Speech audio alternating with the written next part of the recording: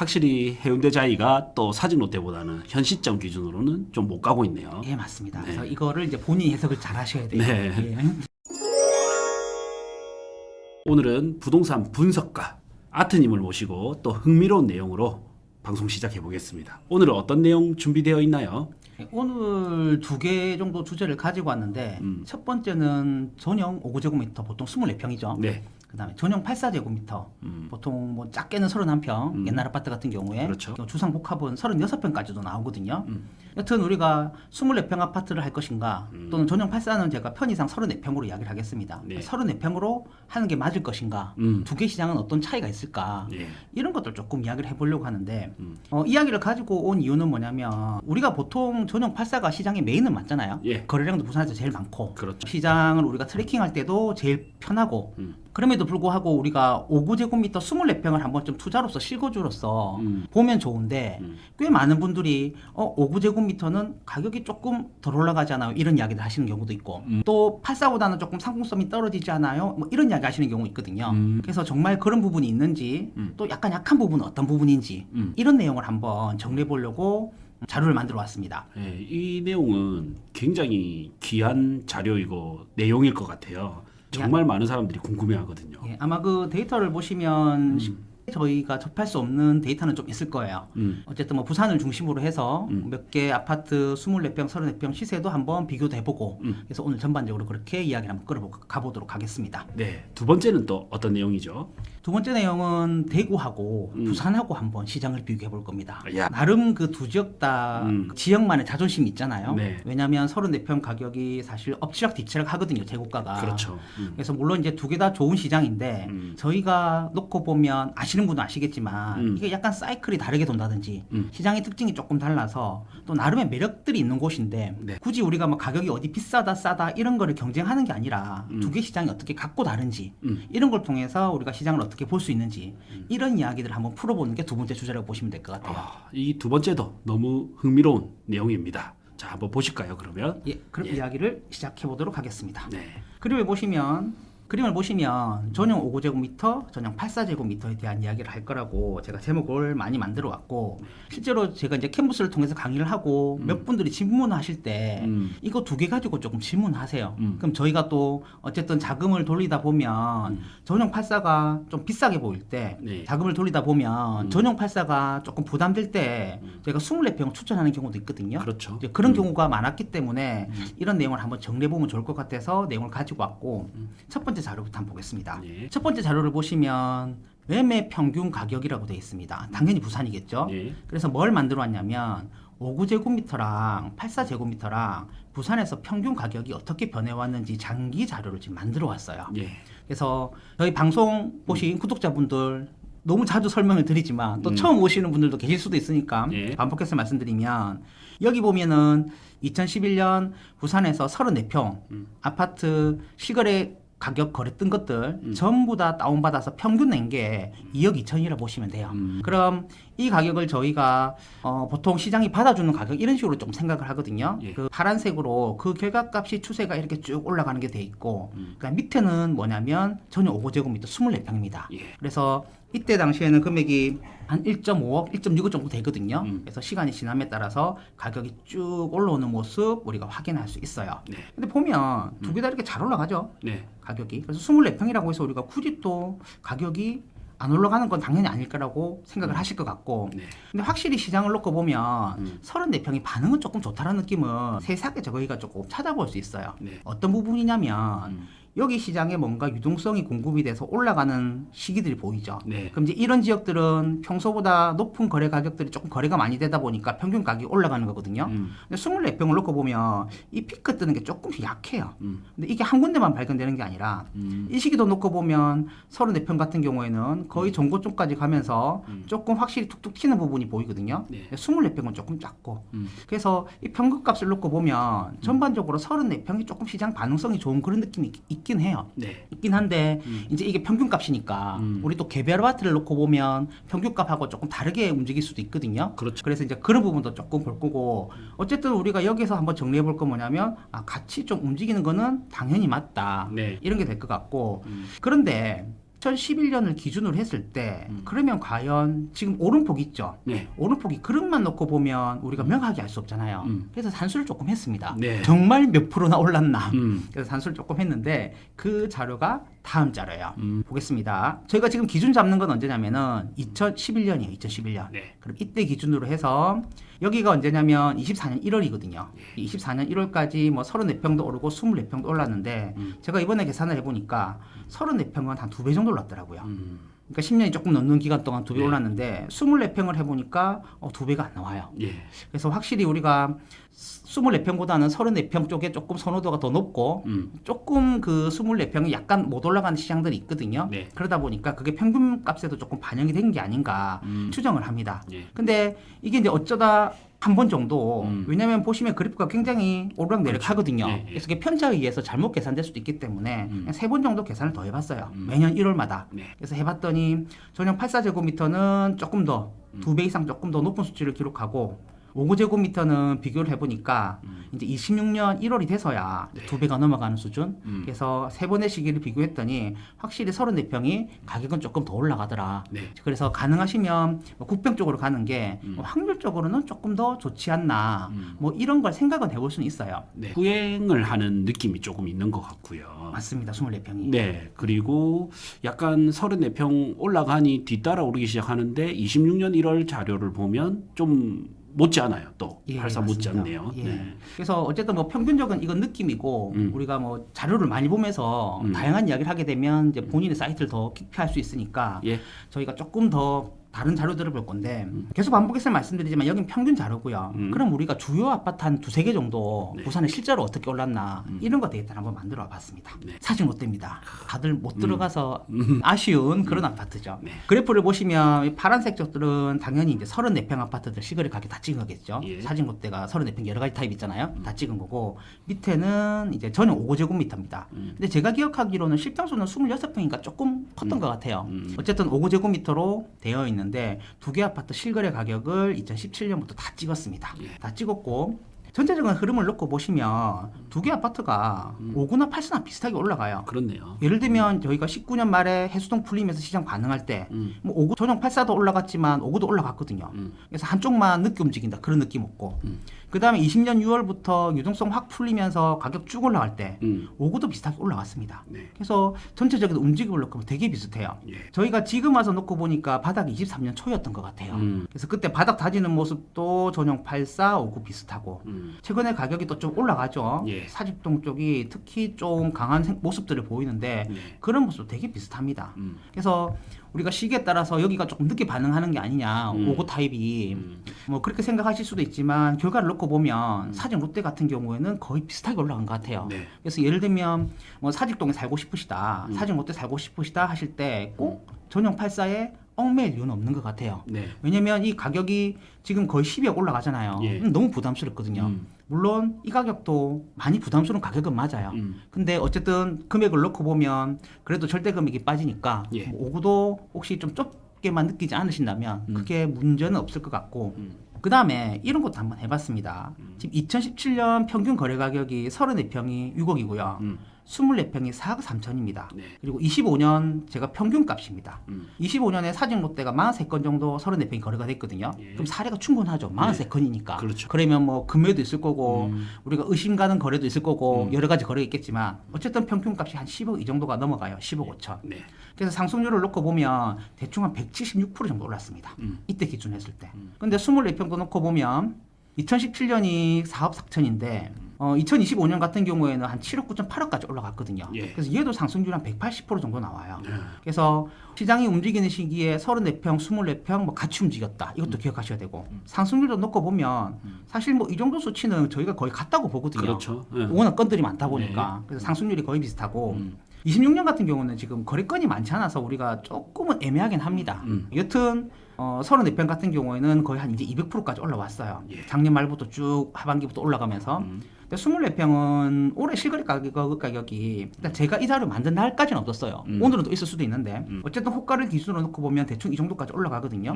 그래서 전체적인 내용을 놓고 보면 뭐 34평이나 24평이나 비슷하다. 네. 굳이 구분할 필요 없네. 없다. 이래 되는 거죠. 대신에 그건 있습니다.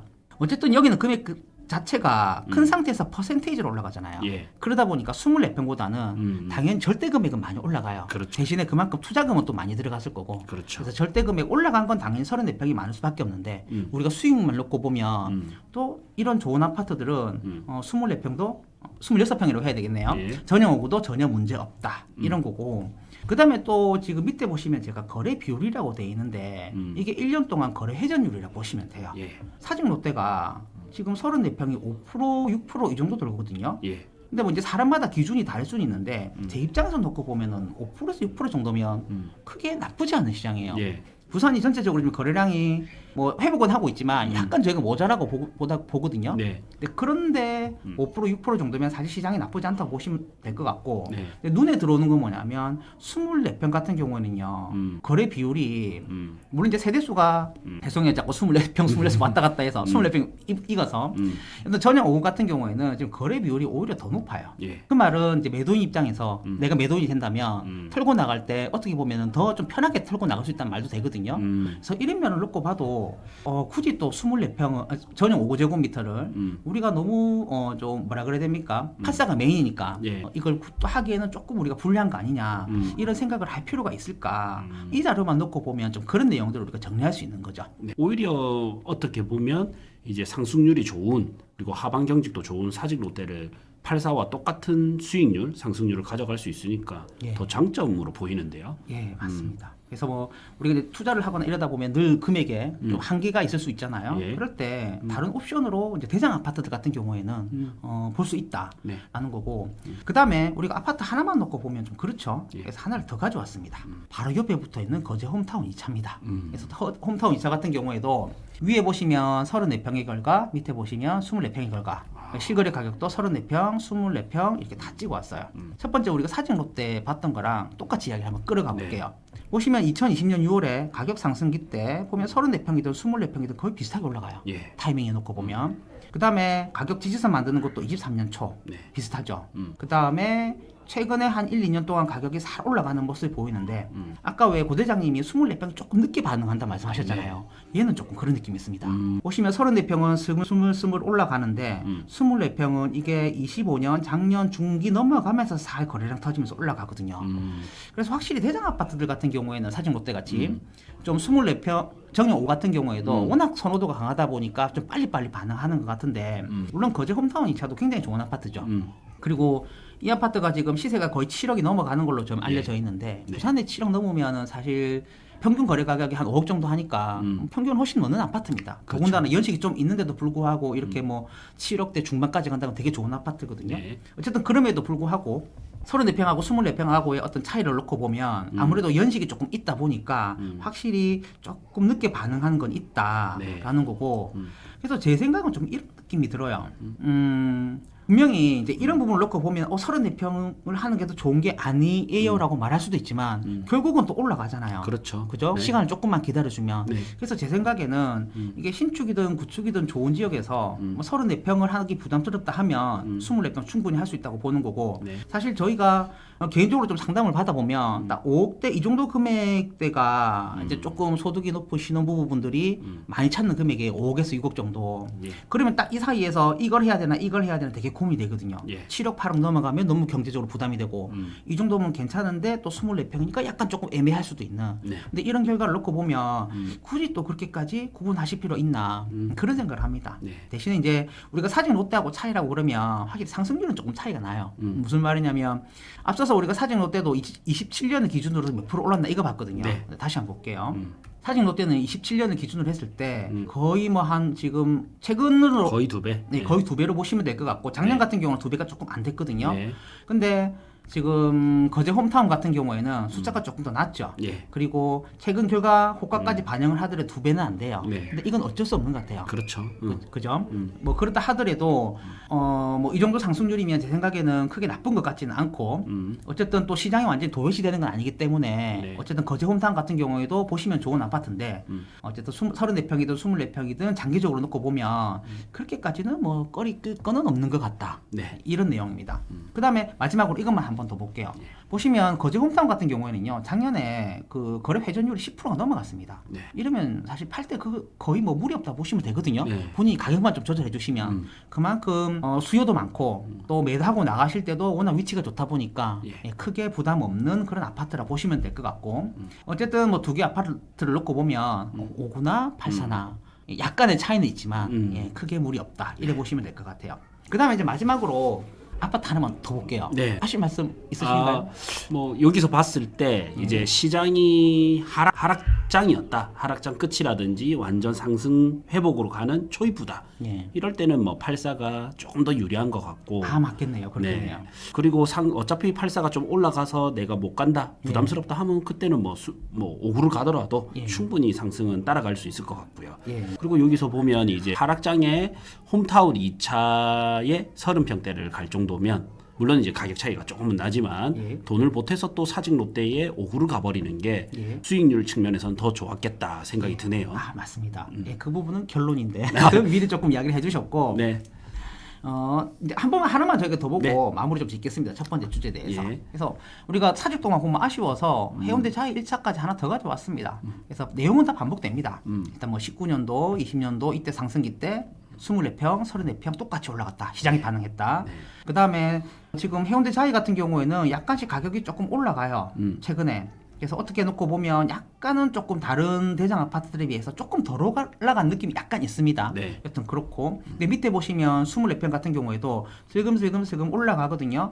그래서 슬금슬금 올라가는 게 34평이나 24평이나 뭐 비슷하게 올라가는 느낌이죠. 별로 차이가 없는 것 같고 이게 오른쪽 끝에 보시면 숫자들이 있는데 각 시기에 2017년 기준으로 했을 때 올라간 가격 상승률이 있는데 보면 34평이나 24평이나 뭐 비슷한 모습입니다. 네. 그래서 아마도 좀 주요 아파트들이나 대장 아파트들 같은 경우에는 34평이나 24평이나 크게 저는 차이가 없다고 보고 대신에 저희가 하위권 시장을 보면 조금 달라질 수도 있어요. 예. 확실히 34평이 메인이니까. 그렇죠. 그러다 보니까 평균값도 보면 약간 차이가 있을 수 있거든요. 네. 근데 우리가 또 하위권 시장을 추천하기에는 좀 애매한 면이 있잖아요. 그렇죠. 사실 그쪽 데이터까지 굳이 가져오진 않았는데 어쨌든 이런 모습을 놓고 보면 너무 24평이라고 보지 않을 이유는 전혀 없다. 네. 형편에 맞춰서 가면 좋을 것 같다. 뭐 이런 정도 내용을 좀 정리하면 될 것 같아요. 네. 확실히 수요가 있는 아파트는 추종해서 거의 비슷하게 올라가네요. 예. 그리고 더 내지만 확실히 해운대 자이가 또 사직 롯데보다는 현 시점 기준으로는 좀 못 가고 있네요. 예, 맞습니다. 네. 그래서 이거를 이제 본인이 해석을 잘 하셔야 돼요. 네. 예.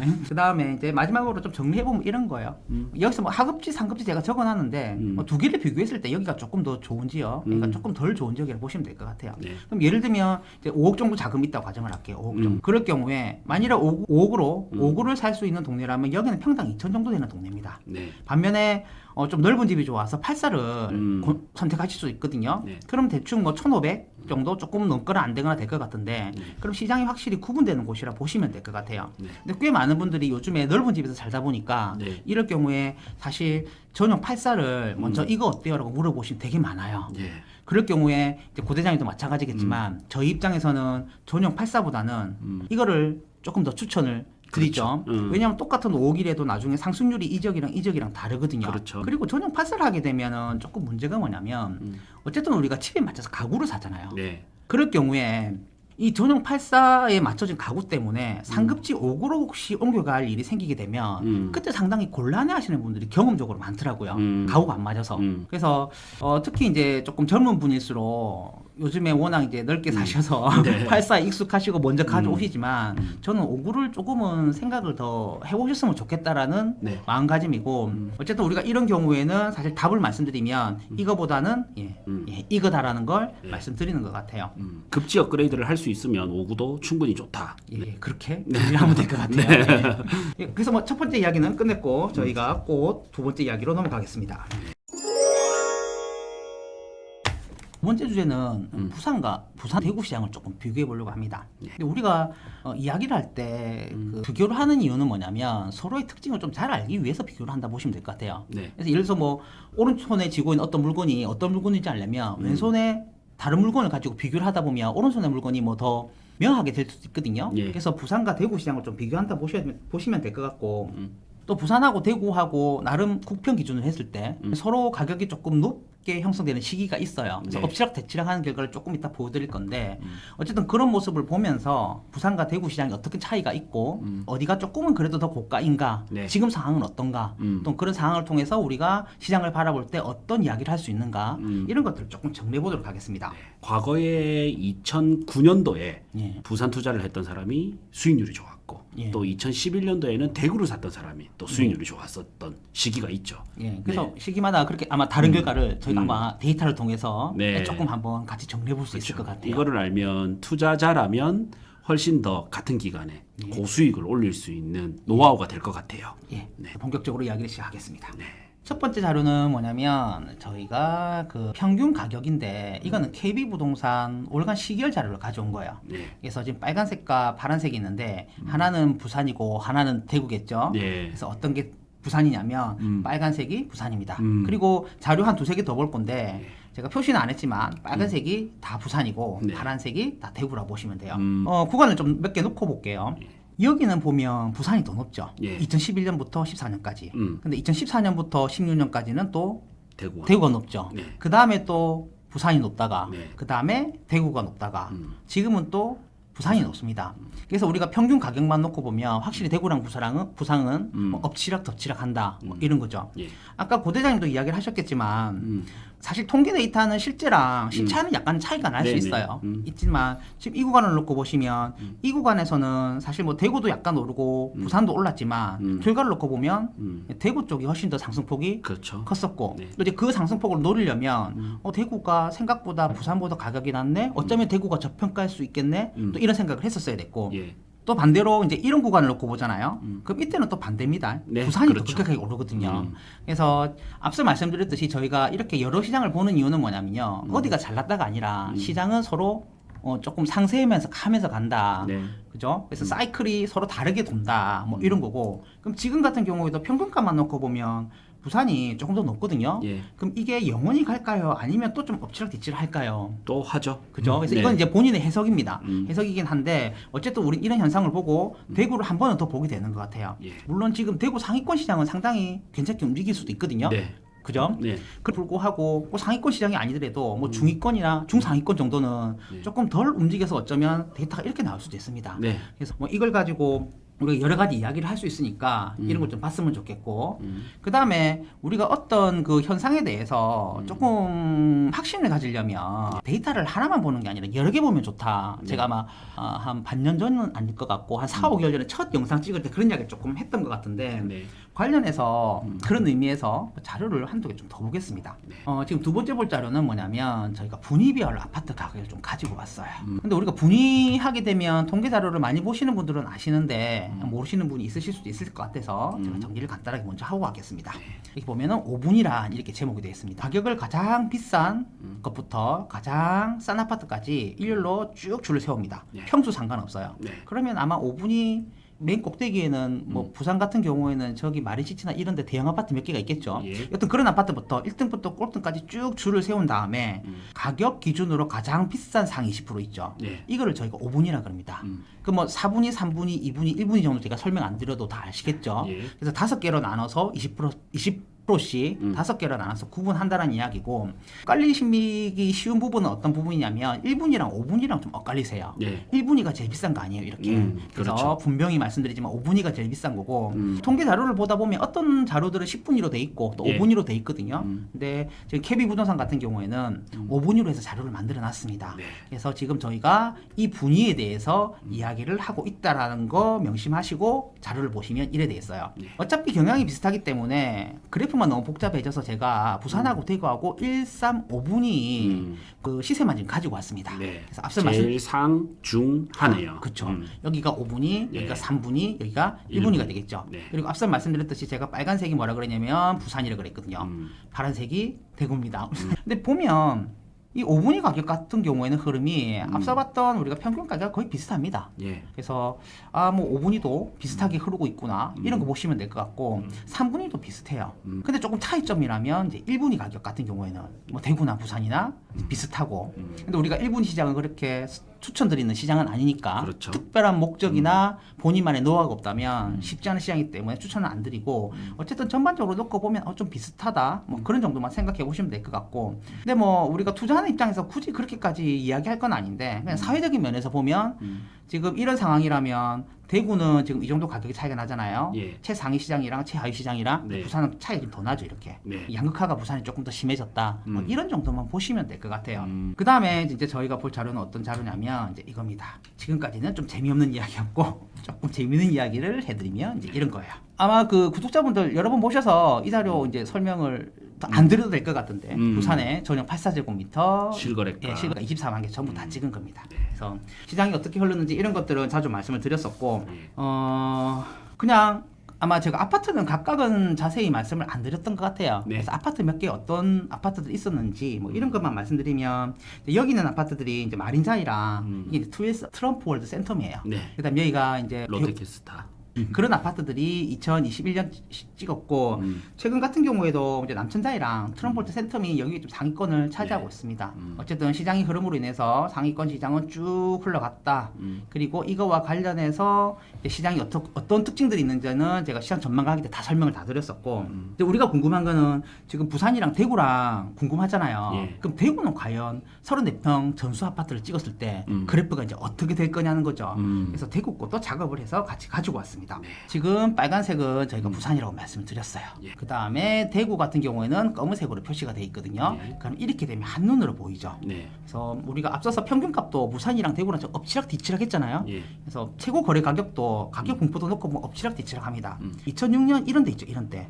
이런 때는 확실히 대구가 좀 앞섰던 것 같아요. 네. 6년도에는 대구 썼던 것 같아요. 좀 지나면 다시 상위권 아파트는 그래도 부산 아파트들이 앞서가다가 이렇게 왔다 갔다 하는 모습을 좀 볼 수 있다 보면 될 것 같아요. 네. 그래서 여기 아파트 같은 경우에는 이제 수성구 쪽에 태왕 유성 같은 아파트들 또는 수성구 쪽에 이편안이 하나 있거든요. 예. 그래서 지금 그 범사 만삼하고는 약간 거리가 있어요. 예. 근데 그 아파트들이 이때 실거래 가격을 가장 높게 기록을 했고 부산이 여기 앞서갔던 시기에는 저 트럼프홀드 센텀 거래 가격이 많이 지킵니다. 네. 그 다음에 여기에 다시 대구 아파트들이 시장을 지금 주도하는 경우에는 잠시만요. 대구 아파트는 다 못 외워서 대구 아파트들에게 앞서 같은 경우에는 이제 범어 SK가 범어동으로 지금 유명한 그 범어동으로 공간이 넘어온 거예요. 범어 SK가 부산 가격보다 훨씬 더 높게 기록하면서 이제 최고가를 기록을 했고 다시 17년, 18년 이렇게 넘어오는 시기에는 이제 트럼프홀트 센텀이랑 대우 마리나 같은 아파트들 광안 쌍용리가가 조금씩 고가 거래를 찍으면 다시 주도권을 뺏어왔다 보시면 될 것 같아요. 네.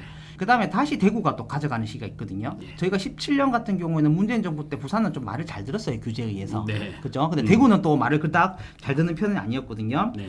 그래서 이때가 K나 만촌동에 보면 화성 3차 네. 아파트가 이제 신축 아파트로 들어오면서 그때 고가 거래를 찍었고 네. 최근을 놓고 보시면 두 개 아파트 고가 거래가 상한을 놓고 보면 비슷합니다. 예. 물론 이때 뭐 부산이 하나 정도 더 찍었지만 사실 뭐 이 가격이나 여기가 지금 대구점이고 여기가 부산점이거든요. 네. 그래서 고가를 놓고 보면 확실히 부산이랑 대구랑 비슷한 면이 있어요. 네. 최근을 놓고 보시면 최근에는 대구가 조금 더 고가를 많이 찍었습니다. 부산보다. 예. 먼저 18억을 돌파했죠. 예, 찍었고 그 밑에 보면 부산에 있는 뭐 트럼폴트 센텀이나 마린자 이런 아파트들이 가격을 좀 있고 있거든요. 그래서 고가를 놓고 보면 전체적으로 좀 그렇긴 해요.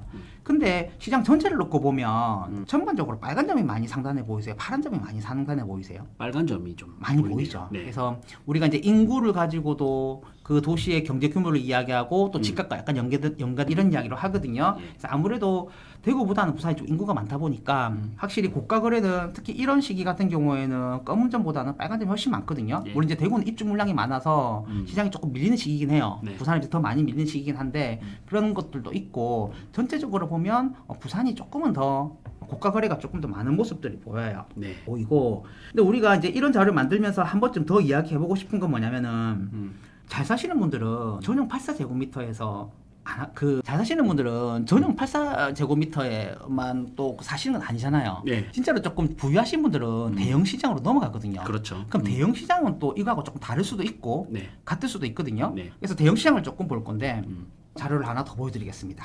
먼저 대형 시장 이야기하기 전에 앞서 우리가 34 이야기 했던 것처럼 부산 결과 먼저 보겠습니다. 예. 그래서 이 자료는 뭐냐면 이제 전용 8호 제곱미터까지 다 뺐어요. 네. 그러니까 84.9999까지 다 빼고 전용 8호 초과하는 아파트들. 근데 사실 8호가 간혹가다 있기 때문에 네. 조금 뭐 34평 데이터가 밑에 약간 섞이겠지만 근데 거기는 밑에 있을 거니까 네. 의미를 둘 필요는 없을 것 같고 8호 초과미터 아파트에 대해서 부산의 실거래 가격을 전부 다 찍은 겁니다. 2006년부터. 그래서 Y축을 놓고 보시면 앞서서 우리가 24평일 때는 20억이 끝이었거든요. 예. 근데 지금 대형을 가니까 어디까지 그러냐면 80억까지 걷습니다. 네. 가격이 많이 올라가죠. 그래서 대형 시장도 결국 시간에 의해서 쭉 올라가는 모습은 보입니다.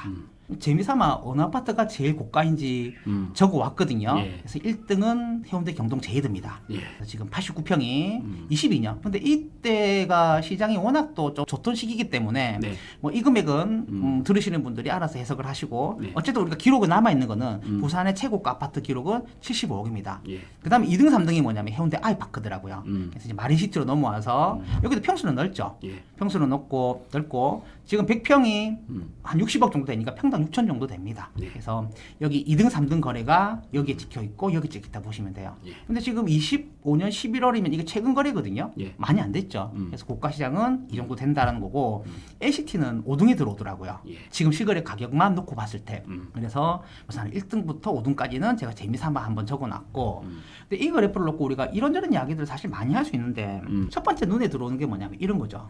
여기 갑자기 확 점이 생겼습니다. 네. 2011년에서 2012년에서 13년 넘어가는 시기에 그죠? 근데 이렇게 갑자기 20억, 30억 거래가 없던 시장에 확 점이 들어왔다는 거는 통상적으로 뭔가 새 아파트가 들어와서 네. 거래가 시작됐다는 얘기겠죠. 네. 여기가 어느 지역일 것 같으세요? 궁금해요. 뻔하죠. 이 마린시티 쪽입니다. 네. 그래서 해운대 아이파크 쪽이랑 두산이랑 이제 시거래가 시작되면서 이때 부산이 이제 30억, 40억, 40억은 못 넘었으니까 40억 시장이란 그렇고 이제 20억, 30억 시장을 본격적으로 열었다 이래 보시면 될 것 같아요. 예. 근데 우리가 고가 시장에 대해서 저는 조금 조심해야 된다고 보는 편이거든요. 네. 근데 그게 뭐냐면 이런 겁니다. 한 2018년, 19년 될 때까지 그렇죠. 이 선을 못 넘어요. 시장이 맞아요. 갇혀 있어요. 근데 우리가 기억을 되살려 보면 한 14년부터 16년, 17년 문재인 정부 규제 들어오기 전까지는 부산이 올랐거든요. 예. 그래서 일반 그 국평 아파트들은 가격이 오른 아파트 제법 있었어요. 상위권 시장은 확실히 박스권을 갇힌 느낌이거든요. 네. 그 다음에 요때 아시는 분이 예. 펜트하우스를 샀거든요. 예. 마린시티에. 예. 이때까지 투자를 잘해가지고 모아서 모아서. 몰빵해서 이제 펜트하우스를 딱 대출까지 끼고 딱 갔는데 예. 그거는 갇혀버리고 예. 그 팔았던 예. 이제 84에 우리 뭐, 저 예, 대전급들 좋은 뭐 아파트들. 좋은 것들 예. 이런 거는 좀 날라갔거든요. 예. 그래서 정체기가 있었습니다. 네. 그래서 좀 맞습니다. 아파했던 기억이 예. 납니다. 네. 그렇죠. 그리고 사실 뭐 이 시장이 조금 우리가 초과하는 시장이 21년, 22년으로 보기는 하는데 여기 보시면 또 조금 고가 시장이 막 점이 들어오기 시작하잖아요. 예. 그래서 들어왔던 게 이제 살살 거래가 되기 시작하고 그다음에 LCT가 거래가 되기 시작하면서 실제로 고가 아파트들의 거래가 부산에 활발해지기 시작하는데 그때도 사실 40억을 쉽게 넘지는 않았어요. 예. 이때 보면 지금 꽤 많은 점들이 이제 W거나 LCT거든요. 예. 물론 이제 LCT의 완전 꼭대기층은 아니겠죠. 네. 대형 평수는 아닐 텐데 그래서 30억에서 42억 시장 자체가 사실 이 시기에는 부산에는 좀 이른 시장이었다고 개인적으로 판단을 하는 거고 최근을 놓고 보시면 이 거래들이 한 40억, 50억 거래까지 어느 정도 빈도수를 가지면서 부산이 초고가 시장을 만들고 있는 모습을 보이고는 있습니다. 네. 우리가 조금 생각해 볼 건 뭐냐면 과연 다시 얘기할게요. 네. 예. 그래서 45억, 50억 시장을 이제는 조금 열고 거래량이 조금 뜨고 있습니다. 근데 사실 여기 있는 지역의 아파트들이요. 그렇게 여러 개 아파트들이 뜨지는 않아요. 네. 그래서 뭐 저희가 탑 5를 이야기는 하긴 했지만 여기 찍힌 거의 대부분이 LCT입니다. 네. LCT고 그다음에 여기 놓고 보시면 이제 마린시티의 대형 평수들 있죠. 90평 네. 넘어가는 80평, 90평대들 이런 애들이 몇 개 있고 그다음에 이제 W가 여기 밑에 있어요. 네. 그래서 부산에서 손을 딱 꼽으면 한 4개, 5개 정도밖에 안 되거든요. 아파트가. 그래서 부산 같은 경우에는 초고가 대형 시장이 굉장히 공간이 한정적이라는 느낌을 저희가 받습니다. 그래서 물론 사실 이 정도 금액이면은 거의 부산에서도 거의 90%는 예, 저희가 다 부담스러워하는 금액이거든요. 예. 그만큼 한정된 시장이라고 보셔야 될 것 같고 어쨌든 부산의 대형 시장은 이 정도라고 보시면 될 것 같아요. 네. 그럼 우리가 대구랑 지금 부산이랑 비교하고 있잖아요. 예. 그럼 대구 시장을 또 여기랑 앞서 우리가 전용 84 본 것처럼 똑같이 겹쳐서 그래프를 보게 되면 어떤 결과가 나오겠죠. 예. 그래서 그 다음 자료가 어느 자료냐면 대구하고 부산하고 전형 8호 초과 전수 거래를 같이 표시하면 이렇게 됩니다. 네. 앞서서 우리가 빨간색은 부산 이야기를 막 했죠. 예. 어떻게 됐다. 밑에 초록색이 뭐냐면 당연히 대구겠죠. 네. 전반적으로 놓고 보면 대구 시장이 부산 시장보다는 조금은 가격이 낮게 형성된 모습들이 보여요. 네. 부산이 30억대 시장을 열었을 때 대구는 20억대 초반에 이렇게 대형 시장이 머물러 있었거든요. 예. 그래서 대형 시장을 놓고 보면 확실히 부산이랑 대구랑 차이가 납니다. 네. 뭐 그렇다고 또 대구 시장이 뭐 고가 거래가 전혀 없냐 그런 건 아니에요. 네. 그래서 늘 보면 참 그 돈 많으신 분들이 이런 고가 거래를 하나 찍거든요. 네. 그래서 1등을 놓고 보면 거목두산이부예요. 예. 사실 연식이 좀 된 아파트죠. 물론 이제 평수도 좀 크긴 한데 이런 거래들이 54억까지 기록을 찍긴 했어요. 네. 하지만 부산을 놓고 보면 금액은 조금 낮게 있고 그 다음에 부산하고 대구하고의 어떤 그 고가 시장을 비교를 했을 때 가장 큰 차이점이 뭐냐면 지금 여기서 제가 40억 이상의 거래를 숫자를 세잖아요. 예. 그러면은 대구 같은 경우는 몇 개 점이 안 나와요. 그렇네요. 그죠? 근데 부산은 그래도 좀 세야 되거든요. 네. 그 다음에 30억 이상 이거 좀 세보잖아요. 그럼 대구는 실거래 가격 지금까지 뜬 게 과거부터 지금까지 딱 10건 뜹니다. 10건. 근데 부산은 한 2, 300건 정도 뜨거든요. 네. 200건이 좀 넘었던 걸로 기억을 해요. 그래서 대형 시장을 놓고 보면 대형 시장은 확실히 그 대구보다는 부산이 조금은 예, 높은 시장을 많이 만들고 있다고 보는 거고. 예. 근데 우리가 이렇게 초고가를 이야기 안 하더라도 위에 상단에 그 찍힌 점들을 놓고 보면 주로 빨간색 점들이 더 많이 위에 올라와 있거든요. 네. 그래서 대형 시장은 조금 구분이 된 것 같아요. 예. 그래서 시장을 구분을 하면 우리가 전용 8사를 놓고 봤을 때는 부산이든 뭐 대구든 최고가는 비슷한 수준에서 비슷하게 가는 것 같다. 네. 그래도 인구 규모가 조금 많고 하다 보니까 부산에 점이 많고 근데 대형 시장 같은 경우에는 아무래도 대구보다는 부산 시장이 조금은 더 강한 모습을 보인다. 네. 뭐 이렇게 좀 정리하면 될 것 같아요. 네. 저는 이유를 알 것 같습니다. 그죠? 추측하는 이유가 몇 개 있죠. 예. 그래서 뭐 정리를 하면 그때 아마 제가 고도장님 영상 봤을 때도 비슷한 이야기를 하시더라고요. 같은 이야기를 하네? 그 생각을 했는데 뭐 그때 제 기억으로는 고대장님이 이제 부산과 대구가 이렇게 차이가 나는 이유는 뭐냐면 부산은 3국화, 대구는 1국화. 그죠? 네. 예, 그 부분도 저도 충분히 공감하는 부분이고 그렇죠. 그 다음에 또 이제 제가 생각하는 게 특징이 하나가 뭐냐면 이 이야기도 사실 했을 수도 있어요. 다른 영상에서 했을 수도 네. 있는데 대구는 가보시면 생각보다 단지가요. 부산보다 조금 작아요. 네. 막 400, 500. 근데 부산은 덩어리 2,000, 3,000씩 많이 들어가거든요. 네. 그러니까 예를 들면 이런 거예요. 시장에서 유동성이 한 뭐 1,000억 정도 쏟아진다고 했을 때 1,000억 정도 이 1,000억이 올릴 수 있는 힘의 크기가 부산 같은 경우는 뭐 2,000세대 아파트, 비싼 아파트를 밀어 올리는 필요한 힘하고 예를 들어서 대구에는 한 500세대 정도 되는 아파트를 밀어 올리는 힘하고는 차이가 있을 수밖에 없어요. 네. 그죠? 세대수가 많기 때문에. 그렇죠. 그래서 대구 같은 경우에는 조금은 이제 세대수에 대한 그런 것도 있는 것 같고 그러다 보니까 시장이 전반적으로 보면 이제 그 우리가 8사 같은 경우에는 최고가는 한계가 있지만 네. 그래도 전반적 시장의 크기는 부산이 인구수에 비례해서 같고 또 이제 고대장님도 언급하셨던 그 이제 상급과 부산은 또 세 군데 찢어져 있잖아요. 예. 그러니까 돈이 그만큼 사실 1,000억이란 돈이 흩어지는 거죠. 네. 한 달에 1,000억이 쏟아진다는 이야기 아니고 그냥 예를 드리는 거예요. 그렇죠. 그러다 보니 그런 차이에 의해서 저희가 시장이 이렇게 좀 규정이 되는 거 아닌가라는 생각을 하고 또 이 영상 보면 그럼 대구 분들 입장에서 조금 아쉬울 수도 있을 것 같아서 근데 사실 우리가 서울을 놓고 보면 그럼요. 부산이나 대구나 네. 그죠? 네. 고시장이 고시장입니다. 단지 이제 시장의 특징을 우리가 구분 짓는다면 좀 네. 이런 차이는 있더라라고 좀 보시면 될 것 같아요. 네. 제가 마린시티 이제 임장을 가면요. 예. 불경기 때도 가보고 경기 좋을 때도 가봤는데 공통적인 거는 좀 어떤 점이 있냐면 해외로 나가는 재력가 예. 또 서울이지만 부산을 세컨하우스가 필요한 재력가. 제가 알기로는 이제 우리나라 대기업의 모 회장님도 예. 마린시티를 소유하고 있었던 걸로 알거든요. 예. 아마 서울의 재력가 뭐 외국인들이라 한다면 그래도 바다뷰가 있는 예. 대구는 학군이잖아요. 예. 부산은 바다뷰. 예. 그래서 아무래도 그 돈을 바다뷰에 좀 더 쏟았던 것 같아요. 좋은 신뢰 해주셔서 감사하고 네. 예.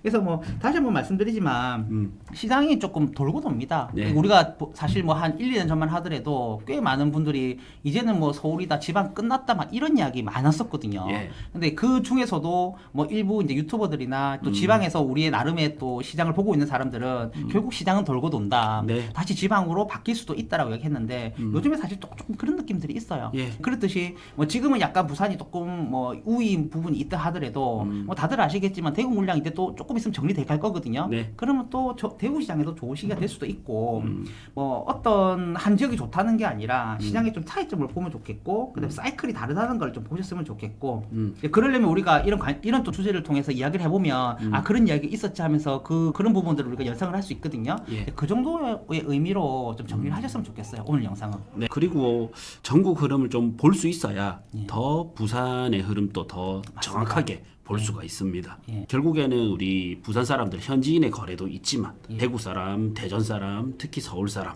예. 이런 또 외부 자금을 또 무시 못하잖아요. 예. 과거에 제주도 땅값이 많이 오를 때도 예. 외지인들이나 외국인들, 특히 중국인들 이런 유동자금이 들어오면서 많이 올랐던 것도 있고. 예. 예. 그래서 지금은 저는 이렇게 좀 많이 이야기 많이 해드려요. 고가 고액군 있잖아요. 예. 뭐 10억 넘는 아파트를 산다면 부산이 지금은 좀 더 유리한 측면이고 예. 5억 전후 혹은 그렇죠. 그 이하 예. 이런 쪽은 또 대구가 지금은 좀 유리한 그럴 것 시장이다. 같아요. 그래서 뭐 사실 대구랑 부산은 또 거리가 또 멀지도 않잖아요. 네. 근데 만일 우리가 광역시금 투자한다 그러면 멀리가 뭐 대전까지 가도 좀 부담스럽거든요. 예. 근데 대구는 만일에 사이클이 부산이랑 달라진다 하면 규모도 상당히 큰 편이고 해서 참 보기 좋은 곳이에요. 그 다음에 투자를 가게도 시간이 또 얼마 안 네. 걸리기 때문에 네. 계속 조금 그 실거주 이상의 좀 투자를 원하시는 분들이라면 대구 시장은 꼭 보셨으면 좋겠다라는 말 좀 남기고 싶네요. 마지막으로. 네.